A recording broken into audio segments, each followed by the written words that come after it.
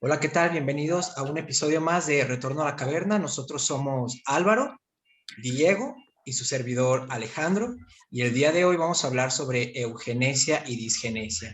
Entonces, para empezar con estos temas, pues voy a empezar a definirlas. En el caso de la eugenesia, literalmente significa buen nacimiento, esa es su etimología. Es un término acuñado en 1883 por Francis Galton, que era polímata y primo de Darwin. Y en pocas palabras se puede decir que la eugenesia es un conjunto de prácticas y creencias cuyo propósito es mejorar la calidad genética de las poblaciones humanas. Ahorita vemos un poco más qué es esto. Y en el caso de la disgenesia, es un término acuñado por Caleb Salevi, médico estadounidense, en el año de 1915, para designar al deterioro genético que la eugenesia tiene como objetivo corregir. Entonces, de entrada, creo que una distinción importante a hacer aquí es entre eugenesia positiva y eugenesia negativa. Por eugenesia positiva ha de entenderse el conjunto de prácticas diseñadas para alentar que aquellas personas con rasgos deseables se reproduzcan en mayor medida. En cambio, la eugenesia negativa sería desalentar a que la gente con rasgos negativos, considerados negativos, no se reproduzcan o se reproduzcan menos. Para ejemplificar esto, pues hay que pensar en, en Platón, por ejemplo. En la República, él describe que la clase guardiana es una clase más elevada de ciudadanos, los cuales poseen ciertas características deseables como carácter, inteligencia. Y Platón habla de la idea de hacer que se reproduzcan entre sí para que produzcan hijos con estas mismas características. Y en cambio, un ejemplo de la eugenesia negativa sería eh, las prácticas de los espartanos. Cuando nacían los niños, es bien conocido, es parte de la cultura popular esto de que a los niños que se consideraban débiles físicamente, pues se los exponía, ¿no? Y se les dejaba morir, porque eran una carga para la ciudad, para el Estado. Esta es una distinción importante con la cual podríamos empezar. Bien. Y creo que también, además de hacer esta distinción entre eugenesia positiva y negativa, creo que también podremos hacer referencia a un montón en la cultura popular de películas, ¿no? Que describen cómo en algunas situaciones distópicas, sobre todo, esta práctica de la eugenesia casi siempre es ilustrada, ¿no? En situaciones distópicas. Un ejemplo es la película esta de Gattaca y otras más, quizá más populares, más nuevas. Estas películas de Divergente, no sé si las ubican, yo espero que sí. Sí, Estas películas en las que la premisa básica es la separación de personas según sus características y sus habilidades, ¿no? Y según las habilidades que poseen, pues la reproducción y la selección para la posterior reproducción de estas habilidades en las personas, en la sociedad. Cada uno de estos grupos tiene una función específica, no sé, una función intelectual por un lado, se reproducen específicamente genes de ese tipo, no sé, trabajos de fuerza por el otro, pero vaya, en la ciencia ficción pues está ilustrado claramente en las películas esta idea de la eugenesia, ¿no? Pero creo que también en la cuestión popular es un tanto quizá mal entendida en el sentido en el que se entiende que únicamente la eugenesia es una práctica de selección genética o modificación genética, ¿no? Que eso llevaría a una cuestión de caos social. aquí creo que podemos ir poco a poco como acotando porque desde Sí, el intro que da Franco, que nos remonta a la antigua Grecia y hasta lo que mencionas con estas películas distópicas que inclusive también se pueden encontrar en la literatura, creo que hay un gran abanico y creo que podemos encontrar como dos vertientes, ¿no? Una que parece que es inherente al ser humano, es decir, pareciera que de manera insisto, pareciera únicamente que de manera natural el hombre busca esta modificación, esta perfección, y hay otra que parecía un poco más artificial en la que se involucran ideologías, ¿no? Creo que hay como dos ramas, no sé si ahí podemos partir y nos podemos ir por ambos lados, pero creo que son como las grandes ramas, ¿no? Que de ahí también viene lo de positivo y negativo, salvo alguna corrección o precisión que me hagan por ahí. Muy bien. De hecho, ahora que Está mencionas también lo de la ideología, esta. es importantísimo mencionar que esto de la eugenesia, pues, es muy relacionado a eliminar razas inferiores, cosas por el estilo. Pero Regresó. Franco, te congelaste un poco, entonces repite la idea porque cuando comenzaste a hablar se congeló. Entonces repítelo. bien, decía que Diego mencionaba lo de la ideología y bueno, cuando se habla de eugenesia es un tópico súper común pensar en los nazis. De hecho, de ahí toma su connotación negativa, porque todo el mundo piensa que la eugenesia es algo necesariamente de mejorar la raza, de que hay razas superiores, hay que deshacernos de las razas inferiores, cosas por el estilo. Y no necesariamente tiene que ser así. De hecho, la eugenesia era bastante popular durante la primera mitad del siglo XX y políticas eugenésicas fueron adoptadas por gobiernos de todo tipo, gobiernos progresistas, incluso por los gobiernos de Estados Unidos, los gobiernos de Inglaterra, también por gobiernos no occidentales como el de Japón. Entonces era algo bien visto esto de que hay un deterioro y hay que detenerlo de alguna manera y hay que tomar medidas. Y cabe mencionar que el artículo de la Stanford acerca de la eugenesia, que vamos a poner en la descripción la bibliografía, y va a estar ahí el artículo para que todos puedan acceder a él y darle una checada, está bastante interesante. También nos habla con relación a esto que a principios del siglo XX, finales del siglo XIX, incluso había ferias, ¿no? Que se dedicaban a la divulgación acerca de la esterilización forzada, no sé, y también la no propagación de genes enfermos, ¿no? Como enfermos mentales y cosas así, ¿no? A lo que alude Franco, que pues no era una idea tan mal vista y tan específicamente que hubiera salido solamente en el contexto del nazismo, sino que ya estaba rondando los países en Europa. Esta era una idea bastante común. Esterilización forzada también era algo bastante común. Y fuera de Fíjate Europa que también. Sí. bueno, creo que siempre se ha dado, ¿no? En este sentido, en muchas culturas, la cuestión esta que dices de la esterilización forzada, que es como parte de lo que se habla ahora de violencia, ¿cómo se le dice? Hacia la mujer en esta situación, tiene su nombre, eh, violencia obstetricia, en la cual en comunidades indígenas, por ejemplo, a las mujeres se les ponen dispositivos sin que se den cuenta, se les liga, muchas situaciones, y esto pasa en África también, en muchas localidades, y no sé si esto sea parte de lo que Franco mencionaba, porque me surge una duda ahí con el término. Franco mencionó que era el evitar el deterioro. Entonces, no sé si es evitar el deterioro o promover el progreso del ser humano. No sé cuál es la definición más acertada. En este caso, creo que este tipo de prácticas de esterilización forzada entrarían dentro de la eugenesia negativa, en el sentido de que tienen por objetivo impedir que se propaguen, que se reproduzca gente con ciertos rasgos negativos, ¿no? Porque son pobres, porque son criminales, porque son indígenas, porque son lo que sean. Sí. Y este tipo de casos son muy interesantes porque son casos que siguen pasando en la actualidad. No siempre se les llama eugenesia, no siempre se les relaciona con el término eugenesia, pero esos son precisamente eugenesia de algún tipo. Pero en cualquier caso, la eugenesia no siempre tiene que ser forzada, también puede ser voluntaria.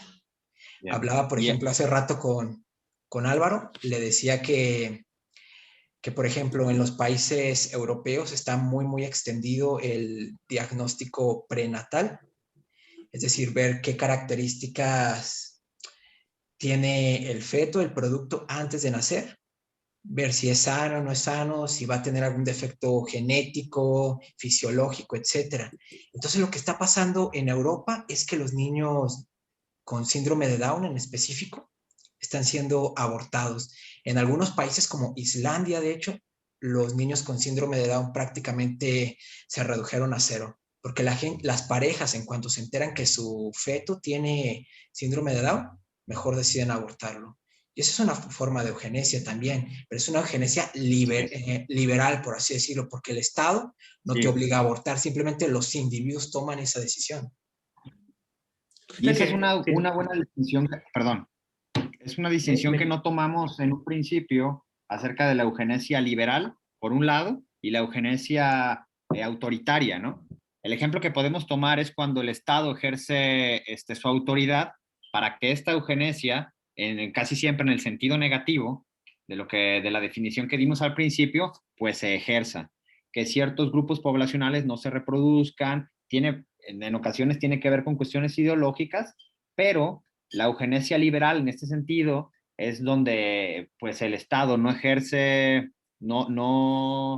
el poder para una clase de eugenesia tanto positiva como negativa, sino que los particulares pueden tomar esta decisión de seleccionar ciertas características, si es posible, de sus hijos. En el caso de saber las enfermedades en exámenes prenatales, saber y escoger si vas a más bien tomar la decisión de si vas a tener un hijo con ciertas características una vez sabiéndolo, ¿no? En el caso de las enfermedades o de las condiciones, como la condición del síndrome de Down o condiciones distintas, pero también que pueden ocasionar quizá, ¿cómo decirlo?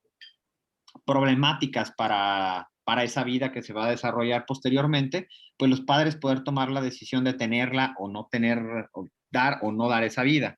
En ese sentido, esta distinción de eugenesia liberal y eugenesia autoritaria, pues cobra sentido, ¿no? También estas dos distinciones que vamos ilustrando, la de positiva y negativa y la de liberal y autoritaria. creo que desde esta perspectiva podemos entender o dejar muy claro que quizá la cuestión positiva es la que mejor podríamos defender, ¿no? Sin embargo, no sé hasta qué punto, no sé si existan argumentos negativos o en contra de estas posturas, no sé si existan. De la otra creo que me queda claro que es más una manifestación ideológica de control, de dominio, de Estado asociado con quizá estados no precisamente fascistas, pero sí totalitarios, ¿no? Creo. Bien. Creo que, Definitivamente. por ejemplo, si hay... Perdón, Franco, tú empieza. Iba a decir que definitivamente hay argumentos a favor de la eugenesia de todo tipo, negativa, positiva, liberal, autoritaria, lo que sea, pero en el caso de la eugenesia positiva, que es, como ya dijimos, alentar a que la gente con rasgos deseables se reproduzca más, una cuestión es, pues, ¿qué es lo que podemos modificar? ¿Cuál es la moralidad de todo esto? Porque en el caso de las enfermedades, creo que es seguro decir que la mayoría de la gente estaría de acuerdo en que es bueno, es deseable promover que los fetos, que los bebés por nacer, no tengan ciertas enfermedades. Si podemos eliminar o seleccionar fuera ciertos genes que producen sordera, diabetes, qué sé yo, pues qué chido, ¿no? Qué bien. Pero en el caso de cuestiones ya cognitivas, por ejemplo, hacerlos más inteligentes, si es que pudiéramos hipotéticamente, pues ahí entra un terreno escabroso. Y ni hablar de las cuestiones estéticas, ¿no? De, pues quiero que tenga los ojos así o el cabello de tal forma. Eso, eso parece incluso muy superficial, ¿no? Pero, Pero sucede, ¿no? no, sí, Y sucede, sucede. Y eso es hay lo que, prácticas en las que se modifican. claro, esa era la Sí. idea de los nazis, ¿no? También ellos querían mejorar la raza como ellos lo entendían, pues, la raza aria, pero tenían definitivamente criterios estéticos. Criterios como ser rubio, ojos azules, ya saben, ¿no? Todo esto de ser un ario. Sí, criterios estéticos y criterios ideológicos también, ¿no? Es decir, también la cuestión de la eugenesia negativa aplicados a grupos como los gitanos, los judíos, qué sé yo, ¿no? Porque ciertas características que se les atribuían a ellos, pues eran indeseables para que se reprodujeran. Sin embargo, trayendo esto a la conversación más actual, el que podamos predecir con precisión que un feto tiene problemas, por ejemplo, propensión al diabetes, al Alzheimer, a enfermedades degenerativas o enfermedades que causarían sufrimiento, por ejemplo, entra en un terreno de la ética, el tomar la decisión si es moral o inmoral, las prácticas eugenésicas en ese sentido, ¿no? ¿Qué sería más inmoral? Y esa es una pregunta que podríamos dejar aquí al aire y estar aventándonos la bolita, ¿no? En mi particular punto de vista, creo que si lo tomamos en un término utilitarista, si la moralidad, un acto inmoral va con relación al sufrimiento que causamos y un acto moral va con relación a evitar sufrimiento, pues creo que si logramos evitar sufrimiento, estamos haciendo actos morales, ¿no? Entonces hay ciertos actos eugenésicos que son morales, definitivamente. Me hace pensar en un caso sobre esta tecnología CRISPR. Hace 1 o 2 años en Rusia, una pareja gorda se acercó a estos Sí. científicos que usan tecnología CRISPR. Y bueno, lo que pasaba es que ellos tenían una enfermedad que era hereditaria, y si ellos tenían hijos, sus hijos iban a ser sordos igual que ellos, pero ellos no querían eso. Entonces, con la tecnología CRISPR se iba a seleccionar esos genes fuera del genoma de su feto para que, para que el bebé no fuera sordo, a pesar de nacer con padres con sordera. Entonces, esto sería un ejemplo de lo que está diciendo Álvaro, de eliminar fuera ciertos rasgos negativos que definitivamente le van a causar un mal al niño, ¿no? Porque, bueno, nos guste o no, la mayoría de la gente, pues, sí escucha, vivimos en una sociedad auditiva, Sí. entonces ser sordo es definitivamente una desventaja. Y aquí hay otra cosa curiosa, porque en este caso en particular, inmediatamente salieron varios colectivos de gente discapacitada a decir que eso estaba mal, ¿no? Que eso era como una especie de genocidio, de no, pues nos van a eliminar a nosotros, a las personas sordas. Pues, las van a eliminar no en el sentido de que ya existieron y hay que eliminarlas, no, no, Exterminar. antes de existir, ¿no? Pero hay gente que aún así dice, no, es que simplemente ser sordo no es una discapacidad, es una capacidad diferente. Pues, ay, caray. Bien. No sé si, no creo Es que sea muy moral, problemático. pues. ¿Qué, perdón? Ahora, Eh, me surge la duda, no sé qué opinen ustedes, porque hemos estado manejando la cuestión del liberal, pero en el negativo, no sé si se puedan aplicar, así como lo hicieron en este caso, creo que el ejemplo más fácil es el del régimen nazi, pero quizá no sé si se pueda aplicar como política de Estado, no sé si a eso se refiera, cuestiones como las modificaciones que se hacen con leyes sobre los alimentos, de qué se puede y qué no.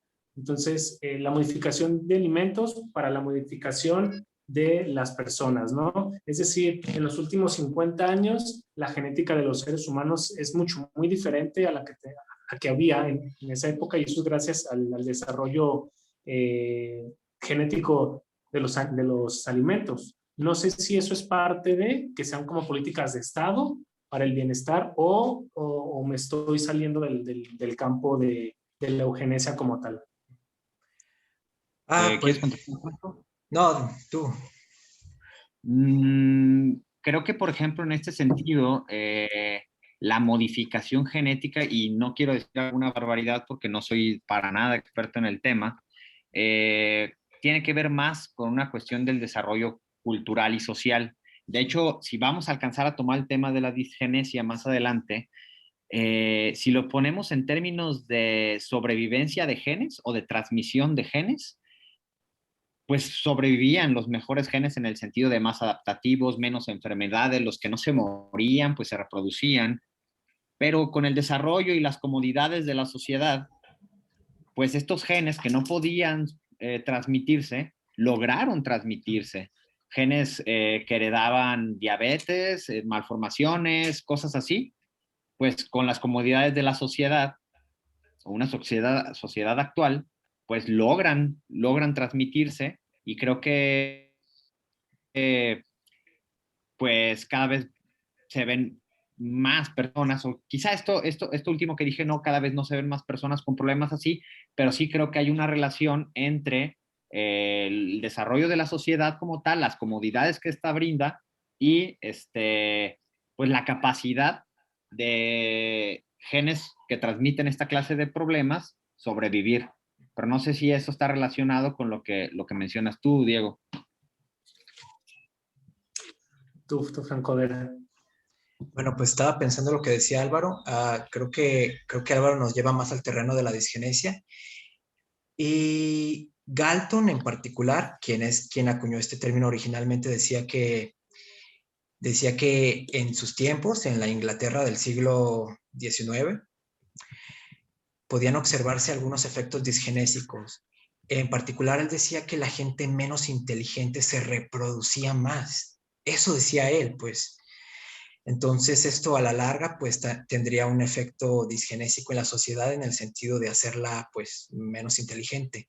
A día de hoy hay bastantes estudios que, de hecho, sí encuentran una correlación entre SEI, que es la forma operacional en la que se mide la inteligencia, entre SEI por un lado y fertilidad, que es el número de hijos que se tiene. Entonces resulta que la gente con mayor CI o con mayor años de educación tiene menos hijos en promedio. Claro que siempre hay excepciones, ¿no? Pero alguien que tenga más educación, alguien que tenga un posgrado, un doctorado, es probable que tenga menos hijos que alguien que solamente tiene preparatoria, secundaria. Bueno, al rato vamos a poner los enlaces correspondientes Sí. en la descripción. Sí, no, porque yo sé que es una afirmación muy fuerte, pues, pero Sí, entonces habría una correlación sí, negativa. porque creo que sí es. No, sí, es una Habría una afirmación correlación complicada negativa para. entre inteligencia y fertilidad. Y esto se supone que a la larga tendría como resultado una sociedad menos inteligente, pero eso no es lo que pasa. De hecho, lo contrario aparentemente es el caso. No sé si han escuchado alguna vez del efecto Flynn, esta idea de que el CI de las Sí. sociedades ha ido aumentando en las últimas décadas. Y hay muchas respuestas para esto, pues que no me voy a meter Bien, ahí de hecho en este tema. tengo la cita, si me permiten darle la cita de la. Permítanme.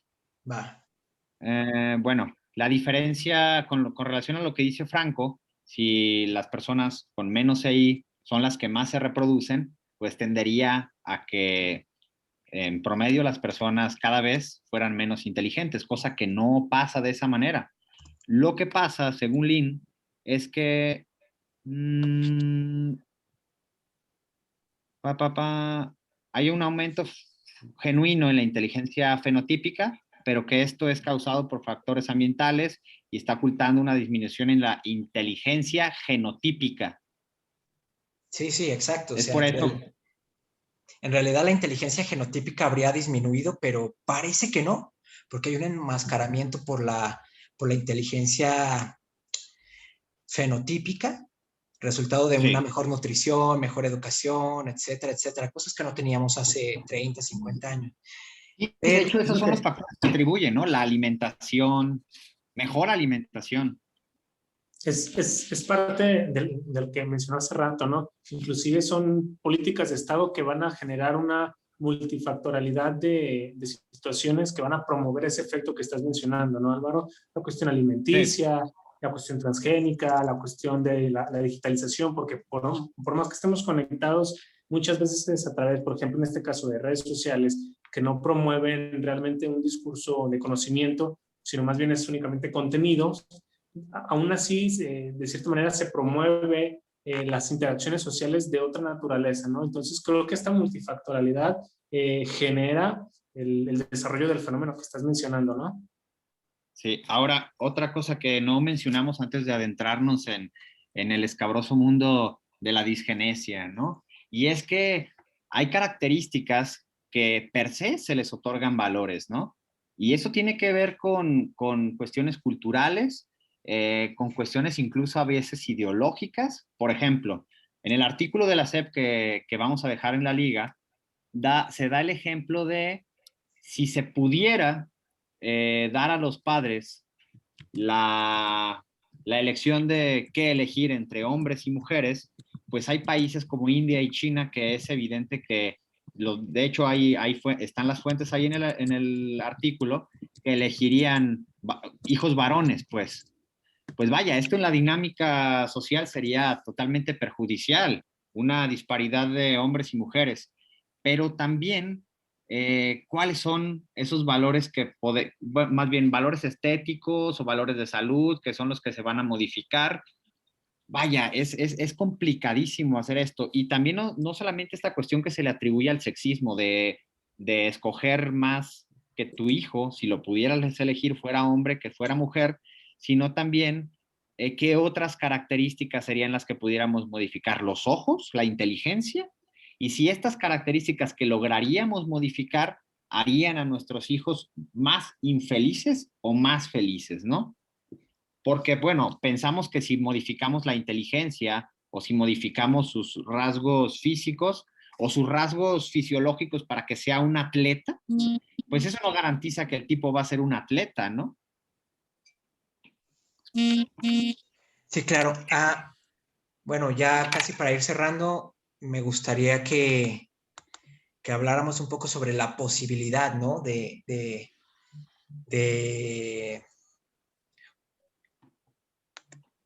realizar una cría selectiva en humanos, porque en ocasiones se dice que esto no es posible.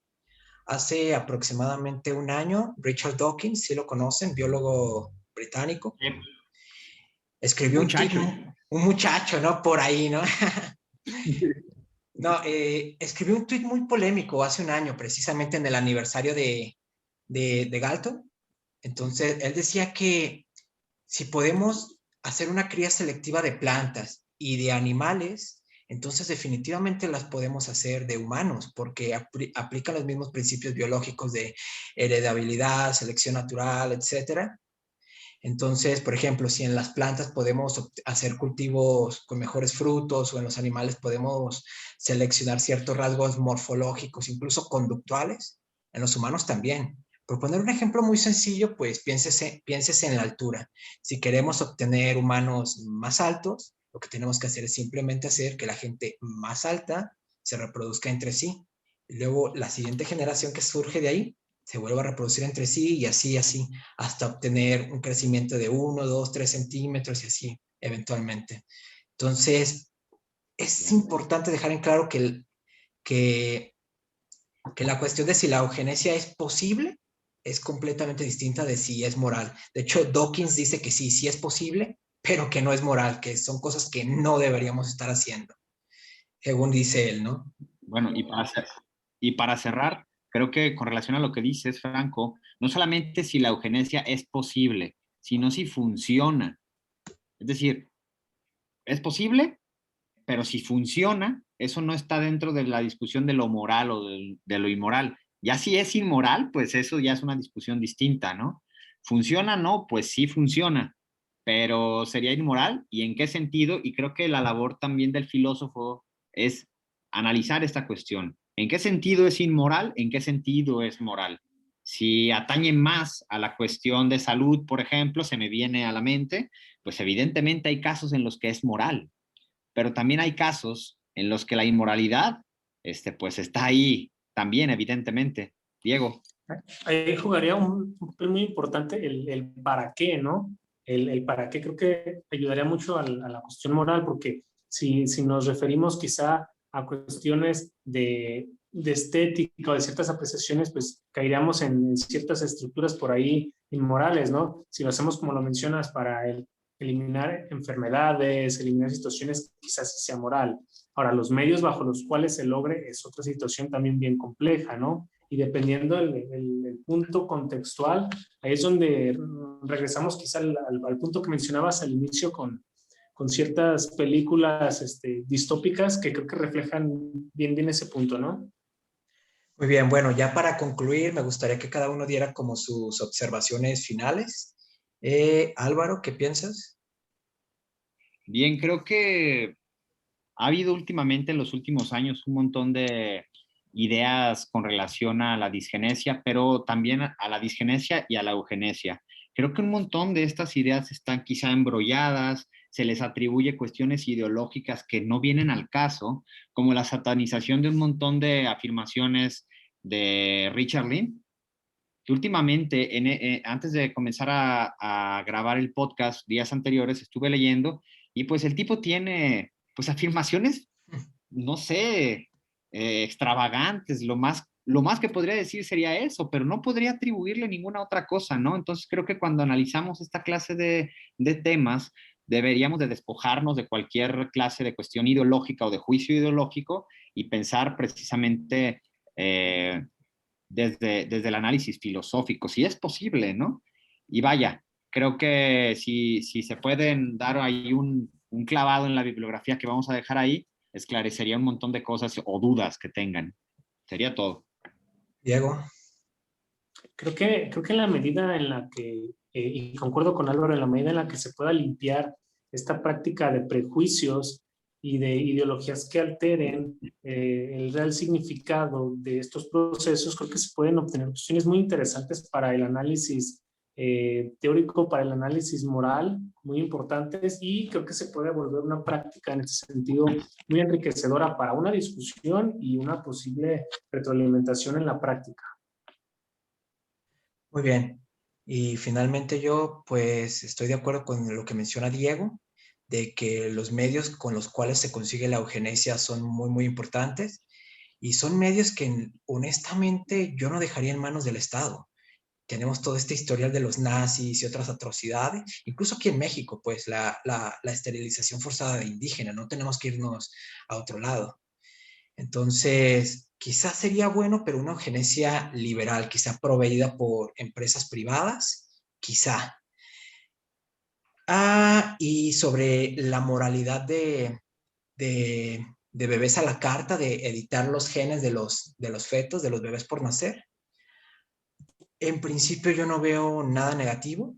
Es decir, piénsese en todos los esfuerzos culturales y ambientales que hacemos para que nuestros hijos tengan la mejor educación posible, la mejor nutrición, un buen ambiente familiar, etcétera. Entonces me parece que editar sus genes no es muy distinto de esto, simplemente es tratar de que tengan las mejores características y las mejores ventajas en su vida. Sería básicamente eso. Pues bien, entonces pues damos por concluida la charla de hoy. Sería todo. Suscríbanse, por favor, y nos vemos en otro episodio. Hasta luego. Y que dejen los comentarios de cualquier duda con relación a esto.